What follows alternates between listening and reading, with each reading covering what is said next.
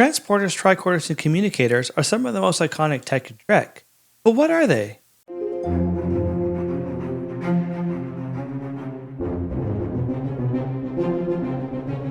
Hey Trekkies, Christian Fox here with another video for you. Today, I want to talk transporters, tricorders, and communicators, try saying that 5 times fast, and answer the question, what are transporters, tricorders, and communicators? Transporters. A transporter is a device that allows a person, animal, or object to be taken from one location to another location almost instantaneously. Basically, the transporter converts the desired subject into energy that is stored in a transporter buffer and then sent to the desired location where it's reconverted into its original pattern. And this is called beaming, which happens in the transporter room most of the time. Transporters have been used all over the galaxy, but it wasn't until around 2124 that humans began using the technology thanks to M. Ray Erickson as seen in Star Trek Enterprise. And don't worry, transporters are absolutely the safest way to travel. Well, unless, of course, you're transporting through an ion storm, in which case you might get sent to an evil universe where everyone wants to kill you, or unless you're beaming up from a planet with a strange atmosphere that might create a clone of you that makes you reevaluate your whole life, or unless you're beaming up from a planet with a strange plant that turns you and a friend into a single being, or unless, of course, someone engages the transporter before installing a transporter sensor module, in which case you're just straight up dead. But seriously, it's perfectly safe. Even when transporters are working perfectly, they still have some limitations. They can only work across short distances, such as beaming down to a planet. They can't beam through shields, except when they can, and they can't operate if there's too much interference, such as quantum interference or other kinds of interference that sounds cool and is appropriate for the plot. Transporters are super common in Star Trek and are loved by most people. I say most people because Dr. McCoy and Lieutenant Barclay had the good sense to be a little cautious around the transporter. Tricorders. From its first introduction in the original series, the tricorder has been depicted as an almost magical portable scanning device that gives users seemingly limitless information about whatever they're scanning. It can be anything from alien life forms to strange spores to strange atmospheres to strange planets, all the usual sci-fi stuff. The tricorder also seems to know exactly what information the user is looking for, which I realize is more of a TV thing because obviously you can't have characters standing around opening up their tricorders and navigating complex menus to find whatever they want to scan, but it does seem a little convenient. The tricorder itself has taken many various forms, with the design changing throughout Star Trek's run. In the original series, tricorders took the form of a black rectangular box with silver outlines and 2 silver panels with a dial, buttons, lights, and a screen that are revealed when the flap is moved open.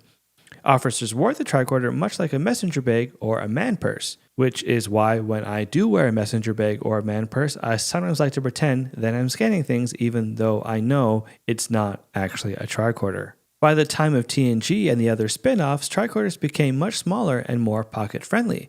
Almost like a foldable cell phone, the tricorder was a gray rectangle that could fold and contained a small screen, some lights, and buttons. The design got much sleeker, and by the time of Star Trek Nemesis, the tricorder resembled an iPhone. In Star Trek Enterprise, set 100 years before the original series, the tricorder resembled a metal rectangular silver box with a slide-up blue screen and controls on the base. By the time of Star Trek Discovery in the 32nd century, tricorder functionality was rolled into the communicator along with transporter capabilities. While tricorders primarily function as a scanner, they can do many other tasks such as take detailed holographic recordings, open locks, interface with computers, remote detonate bombs, and even more depending on the episode and the series. In addition to standard tricorder, medical staff use a medical tricorder, which is obviously more useful in medical situations than a regular tricorder. Much like other tech in Star Trek, most alien species seem to have their version of the Starfleet tricorder. Communicators.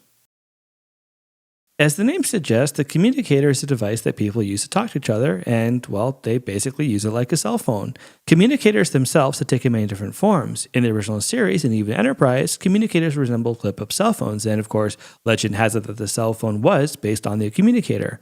Communicators of this era looked like black boxes with gold mesh, and the Enterprise communicators were very similar but different in design with black and silver. In this form, the communicators were primarily used by away teams on planets to communicate with the ship. It wasn't really used for intership communication except for certain episodes like Mirror Mirror where Kirk and the gang had to communicate with each other discreetly. For intership communication, one would have to use a comm panel, which often resulted in Kirk slamming the panel with his fist, a habit I indulge in anytime I turn lights on and off, and I do not apologize for it. Although the flip-up communicator isn't super advanced by our standards, it contains the basis for all 23rd century technology as stated by Spock. By the time of Captain Picard in the 24th century and the spin-offs, communicators became much more advanced. Instead of flip-up devices, communicators took the form of a metal Starfleet Delta that could be placed on uniforms.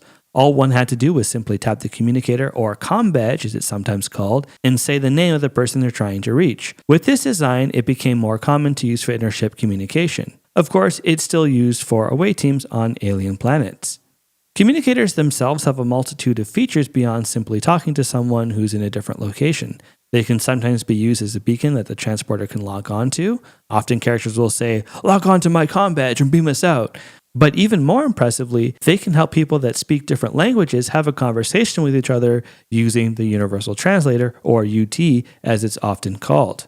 The UT is a whole video in itself, but let's just say it's the reason that everybody on Star Trek seems to speak English. Communicators seem to have the ability to act as long-range communication devices, as seen in Star Trek Into Darkness when Kirk, who's on the Enterprise, skulls Scotty, who's on Earth, but that has been debated by fans for almost a decade. While primarily seen within Starfleet, most warp-faring species have some version of the communicator. Those are all super useful. What about something with a bit more punch like a phaser?